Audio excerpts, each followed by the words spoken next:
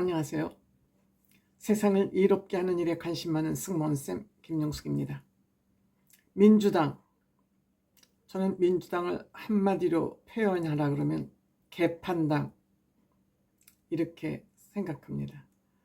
그동안 일방적으로 개들이 날뛰었었습니다.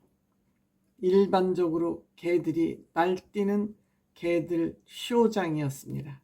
그런데 이제는 그 쇼장이 싸움판으로 바뀌어가고 있습니다. 개딸들, 이재명 대표로 대표되는 개판이 그들의 쇼장에서 이제는 싸움판으로 바뀌어가고 있다. 결정적인 계기가 된 것은 우선 김용, 이재명 대표의 오른팔인 김용이 선거자금 부정수수로 5년 징역형이 1심에서 선고됐고, 또 문재인 대통령 정부 시절 조국, 임종석으로 대표되는 비서실에서 울산 시장을 만드는데 문재인 대통령 친구를 시장으로 만드는데 청와대가 비공식적으로 암암리에 개입해서 민주주의의 근본을 흔드는 부정선거를 획책했다는 것이 유죄가 선고가 됐습니다. 무려 이 선거 1심이 나오기까지 3년 10개월 걸렸습니다. 3년 10개월 동안 판결을 내고 있지 않다가 지금 내년 총선이 다가오고 여당이 만약 총선에서 과반을 획득할 경우에는 여러 가지가 복잡해질 것 같으니까 1심 선고가 나왔습니다. 이 청와대 문재인 대통령의 친구를 울산시장으로 당선시키기 위해서 청와대에서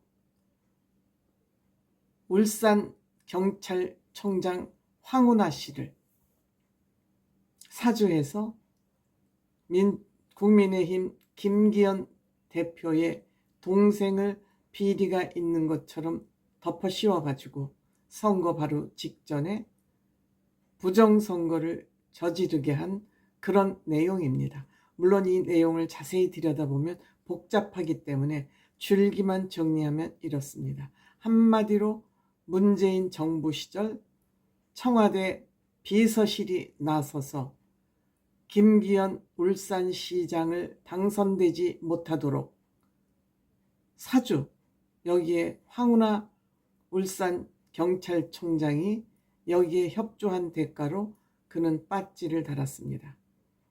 그런데 재판이 3년 10개월이 걸리는 바람에 황운하 의원은 끝까지 범죄를 저지르고도 끝까지 국회의원직을 머무르게 됐습니다. 이렇듯 586들이 결국 386 세대가 지금 586이 됐죠. 이들의 사형 선고나 다름없는 이와 같은 판결이 나왔습니다. 뿐만 아니라 이재명 대통령이 오른팔 5년 받았죠.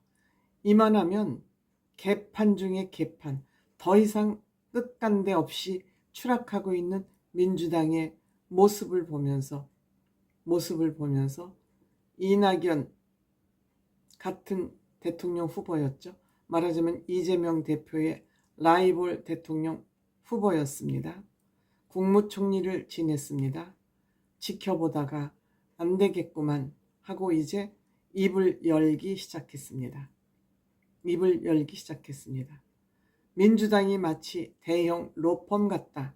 그 얘기는 뭐냐면 민주당이 지금 이재명 대표 변론하기에 바쁘다. 이런 얘기가 되겠습니다. 이재명 대표를 정면으로 공격하기 시작했습니다. 도덕성과 감수성 무너졌다. 감수성은 애초에 없죠. 도덕성도 있었는지 모르겠습니다. 그 다음에 당내 민주주의는 질식할 위기다. 말을 못한다. 말을 하면 공천에서 바로 불이익을 당하기 때문에 비굴하게 다 엎드려 있고 질식 위기에 있다. 일주일에 몇 번씩이나 재판을 받아야 되는 대표가 과연 내년 총선을 제대로 이끌 수 있을 것이냐. 불안하다. 이끌 수 없다라고 사무실을 이끌 수 없다고 판단을 내리고 개딸들이 이재명 대표에게 비판적인 얘기를 하면 사무실을 쳐들어온다. 때문에 앞으로 나는 뭐든지 다 하겠다. 민주주의를 살리고 민주당을 살리는 길이라면, 옛날의 민주당을 복원할 수 있는 길이라면 뭐든지 하겠다. 신당도 생각할 수 있고 비주류의 구심점으로 나서겠다. 주류는 이재명 대표와 그 주변의 떨거지들이죠. 여기에 총리 세 사람, 문재인 정부 시절에 총리를 지낸 세 사람들이 서서히 입을 조금씩 열기 시작하면, 지금 김부겸 전 총리도 살짝 입을 열었습니다. 연동제 비례대표에 대해서 입을 열었습니다. 이낙연 총리, 또 정세균 총리, 이 세 사람이 힘을 합치면 아마도 호남을 기반으로 한 신당을 다시 만들어서 다시 민주당을 접수하는데 큰 어려움은 없지 않을까, 이렇게 생각이 됩니다.